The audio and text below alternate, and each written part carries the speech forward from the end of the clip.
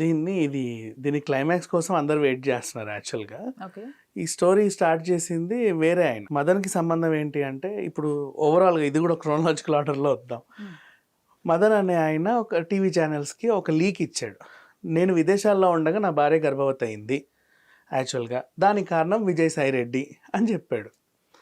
దీనికి ముందు ఒక టీజర్ రిలీజ్ లాగా షర్మిల అక్రమ సంబంధాలు ఉన్నాయని మాట్లాడింది మొన్న వైఎస్ఆర్ జయంతి టైంలో.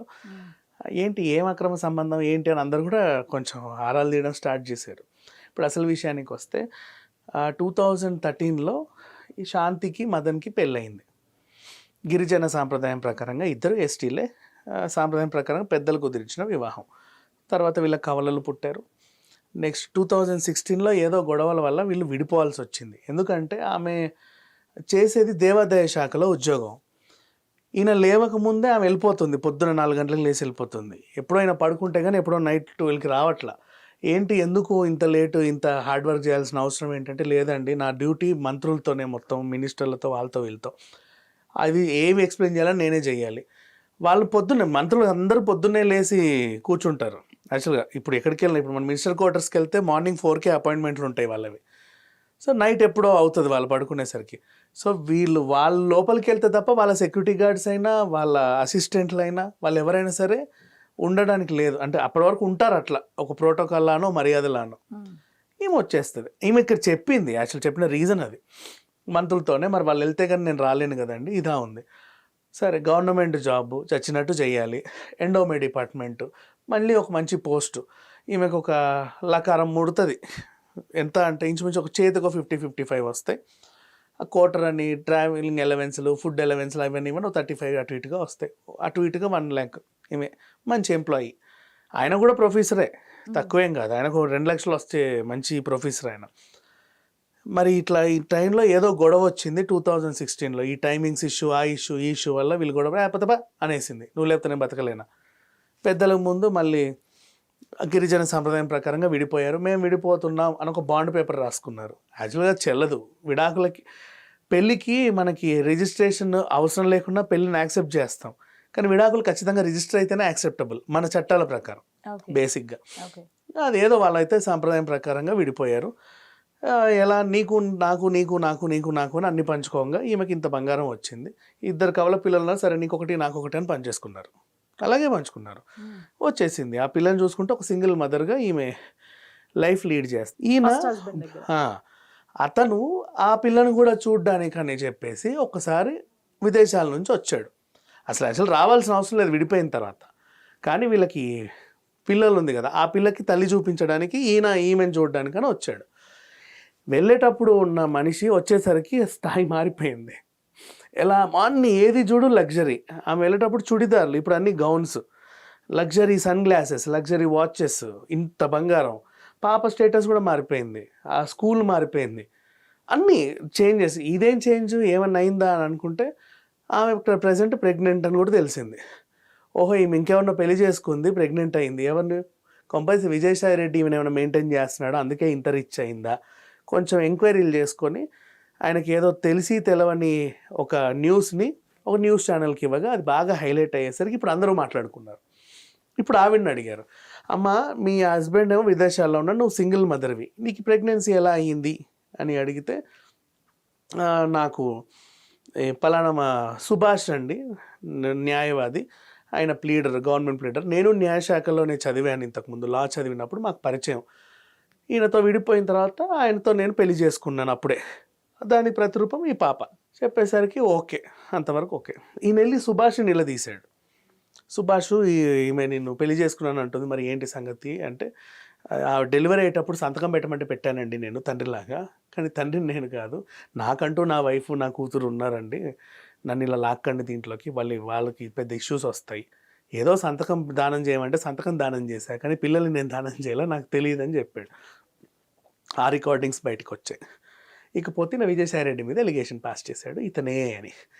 ఆవిడేమో నాకు 38, ఆయనకు 68, ఏదో దేవాదాయ శాఖలో వెళ్తూ, సార్ అక్కడి నుంచి ఇక్కడ వరకు మనదండి, ఇక్కడ నుంచి అక్కడ వరకు మనదండి అని చూపించి రాసుకోవడం నా డ్యూటీ, అంతేగాని ఆయనతో నేను ఉండింది లేదు అని ఆవిడ చెప్పుకొస్తుంది. ఇప్పుడు ఈ కథ అంతా కూడా వెనక నుంచి ఒక రామకృష్ణ అనే ఒక రిటైర్డ్ జడ్జి ఆయన ఈ కథ అంతా నేను చెప్తాను అని చెప్పాడు. గతంలో వైసీపీ అధికారంలో ఉన్నప్పుడు ఆయన ఎందుకో జైల్లో వేశారంట. అప్పటి నుంచి వీళ్ళు ఎక్కడ దొరికినా ఆయన వదలట్లా. టైంకి విజయసాయిరెడ్డి దొరికాడు, స్టోరీ చెప్తానని చెప్పాడు. ఏంటి, శాంతి వీళ్ళకి అమ్మాయిల్ని సప్లై చేసే బ్రోకర్. వీళ్ళు కూడా శాంతి ద్వారా అమ్మాయిల్ని సప్లై చేసే బ్రోతల్ పనులు చేసి మిగతా అధికారులకు కూడా ఇచ్చేవాళ్ళు. ఇది ఓవరాల్గా జరిగేది. అందుకే ఈమె రిచ్ అయింది. అండ్ ఈ సంతానానికి కారణం విజయసాయిరెడ్డి. విజయసాయిరెడ్డి తెలివితేటలు ఏంటంటే, ఏమో ఫ్యూచర్లో ఈమె ఎక్కడన్నా గొడవ చేసి నన్ను ఏదన్నా చేస్తే ఎందుకైనా మంచిది అని చెప్పి ఆ సుభాష్ అయితే సంతకం పెట్టించాడు. మళ్ళీ అది ఫ్యూచర్లో ఏదైనా గొడవ అయితే ఇది నా భార్య కాదు సుభాష్ భార్య అని చెప్పించుకోవడానికి 2 ఏళ్ళకోసారి 3 ఏళ్ళకోసారి వాళ్ళని కలిపి బిడ్డతో ఫోటోలు తీయించాడు. ఆ ఫొటోస్ అయినా భద్రంగా పెట్టుకున్నాడు.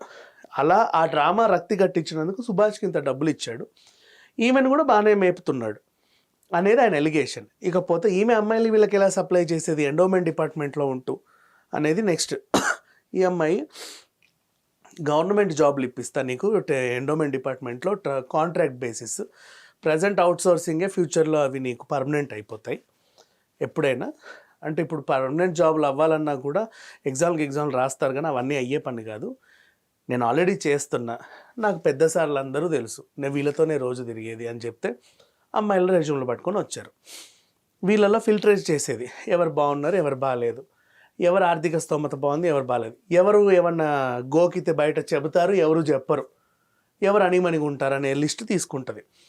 వాళ్ళని 2-3 సార్లు పిలుచుకునేది. ఈసారి ఆధార్ కార్డు తీసుకొని అక్కడికి రా, నేను ఇప్పుడు ఇక్కడ ఉన్నాను, నీ ఆ ఫైల్ తీసుకొని ఇక్కడికి రా చూపించేది. ఇప్పుడు ఆఫీసర్ ఉంటాడు ఇట్లా, మేడం అక్కడ కూర్చొని ఉంటుంది, ఈవిడ వస్తుంది, వచ్చి బాగానే ఉంది ఇది ఓకే నేను మళ్ళీ పిలుస్తా అప్పుడు రా, నీ ఆ సర్టిఫికేట్ ఉందా, ఉంది మేడం, అదే ఒకసారి పట్టుకొని ఇక్కడ రా, ఎక్కడ ఉన్నారు, నేను అక్కడ ఉన్నాను, అలా చూపించేది వాళ్ళకి. అమ్మాయిలని చూపించేసి వాళ్ళు ఓకే ఈమె ఓకే అంటే ఓకే, వద్దు అంటే వద్దు. తర్వాత వాళ్ళకు డ్రామా. ఓ రోజు వీళ్ళు రాగానే ఏడుస్తూ ఉంటుంది. ఏంటి అని అడిగితే, ఏం లేదు మా ఆయన బాగా వేధిస్తున్నాడు నన్ను, అది ఇది అంటే. మీ ఆయన విడాకులు అయ్యాయి కానీ వేధింపులు తగ్గలేదు, నన్నేమో ప్రజెంట్ ఆ సార్ చూసుకుంటున్నారు, నేను పెద్ద సార్ కీప్ని అని ఎవరిదో ఒక పేరు చెప్పేసి ఇట్లా చూపించుకుంటున్నారు, బాగా డబ్బులు వస్తాయి, ఇది బాగుంది చూడు లైఫ్ ఎంత బాగుందో, ఫోన్లో ఆయన వదిలేయడమే మంచిదైంది కానీ నన్ను బాగా టార్చర్ చేస్తున్నాడు, అలా ఏదో చెప్పి అక్క బాధపడట్లేదు అంటే ఈమె స్టోరీ చెప్పేసేది. పలానా సార్లతో మంచిగా ఉంటే నేను ఇలా ఉన్నాను అని వీళ్ళని టెంప్ట్ చేసేది. తర్వాత మీరు కూడా ఈ గవర్నమెంట్ జాబ్లు ఏముండవు, సార్లతో మంచిగా ఉంటే మంచి డబ్బులు వస్తాయి, పనే ఉండదు. సార్లు అప్పుడప్పుడు ఢిల్లీకి వెళ్తారు, ఢిల్లీకి వెళ్ళినప్పుడు వాళ్ళకు కూడా రా అంతే, నువ్వు హోటల్ రూమ్లో ఉండు, బయటికి రావాల్సిన అవసరమే లేదు, 2 days 3 days ఉంటారు, నువ్వు కూడా రా, వచ్చినందుకు మంచి డబ్బులు ఇస్తారు, నీకు జాబ్ కంటే ఇది ఎక్కువ వస్తాయి, లైఫ్ స్టైల్ మారిపోతుంది, గోల్డ్ కొనుక్కోవచ్చు, ఇల్లు కొనుక్కో, ఇంకా వాళ్ళ గిఫ్ట్లు బోల్డ్ ఉంటాయి, పెద్ద సార్లు గవర్నమెంట్ వాళ్ళదే, ఇలా మోటివేట్ చేసి అమ్మాయిల్ని సప్లై చేసేది అని ఆయన ఎలిగేషన్. ఆ రిటైర్డ్ జడ్జి మదన్ కాదు Ramakrishna, retired judge Ramakrishna pass చేసిన ఎలిగేషన్. ఈమె బ్రోతల్ బిజినెస్ చేసేది, అందుకు రిచ్ అయింది. విజయవాడలో పెద్ద 2 కోట్ల విల్లా కొనింది, ఇంకెక్కడో ఏదో కొనింది, హెలికాప్టర్లలో తిరుగుద్ది, అన్ని ఒంటి మీద అంతా పైనుంచి కింద దాకా లగ్జరీ ఇవన్నీ ఐటమ్స్ ఉంటాయి. ఆవిడని అడిగారు, సరే అమ్మ ఇవన్నీ పక్కన పెట్టాయి, నీకేం సంబంధం లేదు, పెద్ద ఆయనే, నువ్వు జస్ట్ ఎంప్లాయీవే అనుకుందాం, నీ మెయింటెనెన్స్ సడన్గా ఇంత మారడానికి కారణం ఏంటి అని అడిగారు. ఏంటండి ఎస్టీ మహిళని, పైగా గిరిజన యువతి, ఆ మాత్రం మెయింటైన్ చేయకూడదా, నా మంచి జాబ్ చేస్తున్నా కదా అనేది. కానీ మెయింటైన్ చేయొచ్చు, ఆ అతి మెయింటెనెన్సే కొంప ముంచుతుంది అప్పుడప్పుడు. శాండిల్స్ వేస్తే 20 లక్షల శాండిల్స్, వాచ్ పెడితే 2 కోట్ల వాచ్లు, 2 లక్షల గాగుల్స్, ఇట్లాంటివి వేస్తే కదా.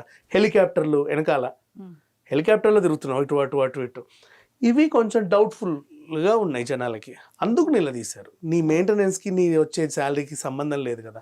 సరే నీ దగ్గర నేను వెళ్ళేటప్పుడు 10 కాసుల బంగారం ఉంది, వచ్చాక 100 కాసుల బంగారం ఉన్నా నేనేం అనుకోను, ఏదో పాపం ఆడపిల్ల దాచుకొని కొనుక్కున్నావు, పైగా కూతురు ఉంది కాబట్టి జమ చేసాం అనుకుంటా, లేదా ఏదో రకంగా. ఇంత బంగారం అయితే ఉండదు కదా, అవన్నీ ఎలా తెచ్చావు అని అడిగితే ఆవిడ ఇంకా సమాధానం లేదు. ఇప్పుడు అందరు డిమాండ్ చేసేది విజయసాయిరెడ్డి డిఎన్ఏ రిపోర్ట్ ఇవ్వాలి, డిఎన్ఏ రిపోర్ట్ ఇస్తేనే మేము నమ్ముతాము అని మదన్ మోహన్ కూడా డిమాండ్ చేస్తున్నారు. మరి ఆ రిపోర్ట్ వస్తుందా రాదా అనేది అక్కడ సస్పెన్స్లో ఉంది.